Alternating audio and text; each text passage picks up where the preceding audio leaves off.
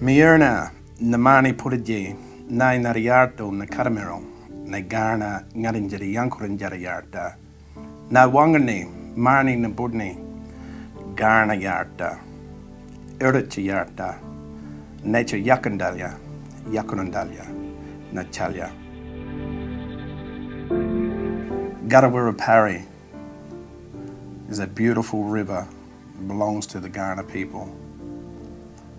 Our connection to our country and our water is important for us as Aboriginal people, including our animals, our reptiles, insects and fish that also live beside the river. For thousands of years, Aboriginal people have looked after the country, including our wonderful river, Karrawirra Parri.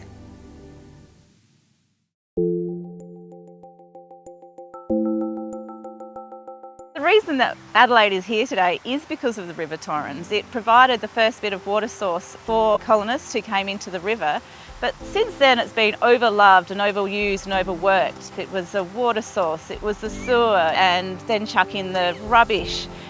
But then it started to be recognised as something you could use recreationally, and that's when Torrens Lake was built. And today people come here for a bit of rest and respite and a bit of calmness that being next to the water can bring you.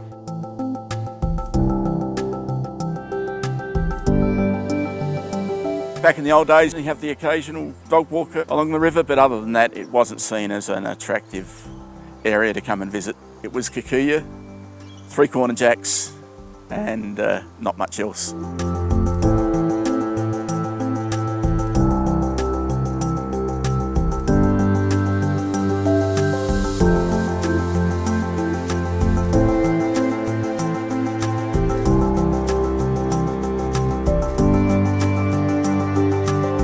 We now have clean, deep, cool water with very little algae growth, a huge range of water birds here all the time, the riccardi, a top-end predator. We can walk along sections of this river and forget you're in a metropolitan area where the traffic noise disappears and all we have is the birds in the background and you could be out in the bush.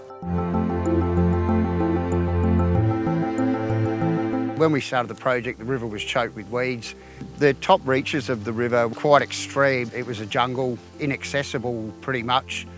Removing a lot of the exotic species, especially up the top reaches of the river, was essential to getting the reduction of seed bank, which was obviously flowing right through to the sea.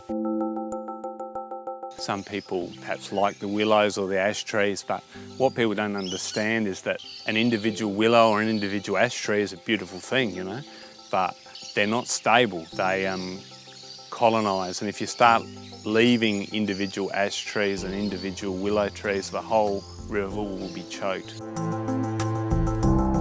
The monoculture of willows and ash trees that had occurred was preventing any other plant species from taking a hold on the river.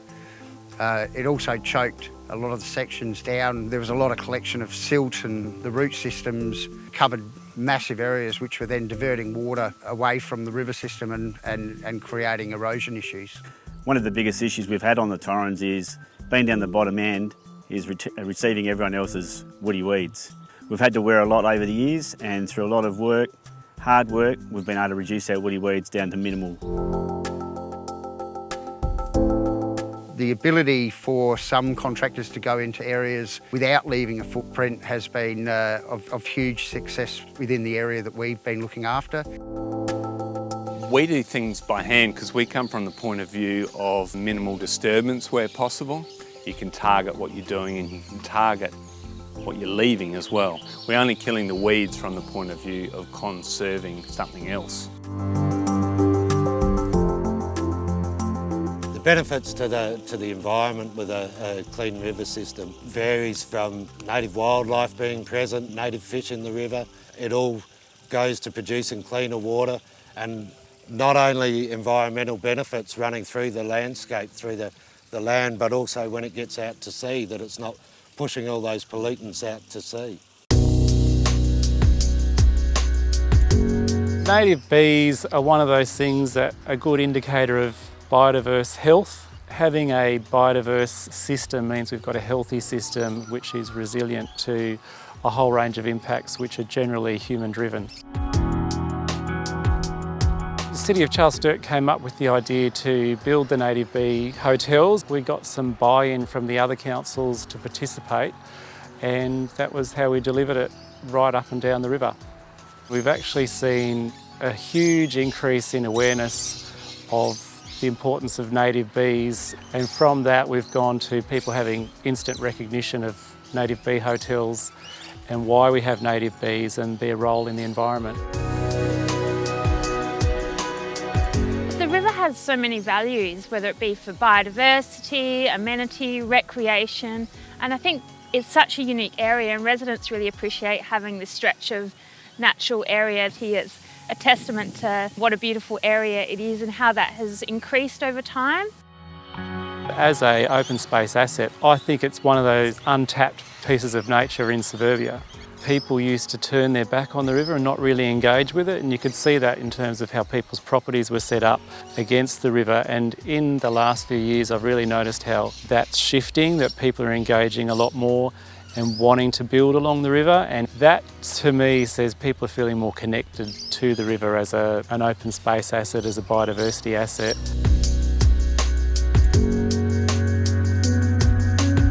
We've been running community planting events for over 10 years now, and it's really gained its own momentum. We get over 100 people turning up to our annual community planting event. It's not just locals turn up, we get people from as far as Mount Barker and right across Adelaide, which I think shows the importance of the river to the broader communities. So it's not just a council responsibility, it's not just the River Torrens Recovery Project responsibility. We need to look after our environment and include the community as part of that.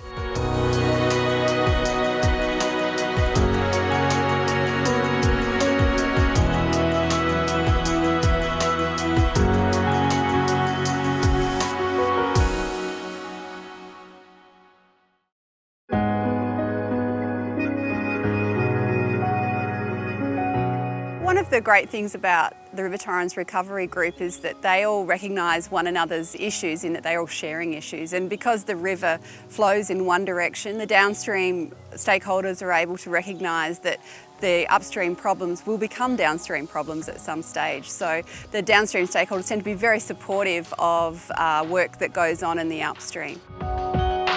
We've done a number of field trips to different sites, looking at what we've achieved and how different approaches have been taken, and the fact that we've been working together has really provided us with that bond and that information sharing platform that's enabled us to achieve the goals that we have. To try and get 11 disparate organisations to agree on the same outcome is phenomenal. So the fact that we've done that, and we've done that at an officer level, is I think quite remarkable and says a lot about the kind of working relationships that we've developed through this project, that people actually have that understanding of each other and that trust that we're trying to achieve a really good outcome, not just for one patch of territory, but for the whole river system itself.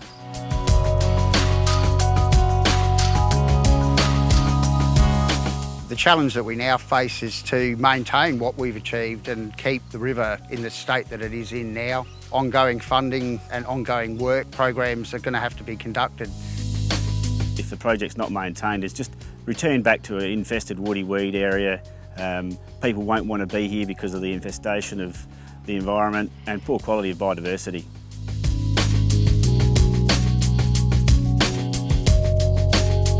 It's really great to work outside and have the River Torrens as my office. It's really satisfying to be able to look back on how it looked when we started to what it looks like now, and the amount of people that are now using it and enjoying the space.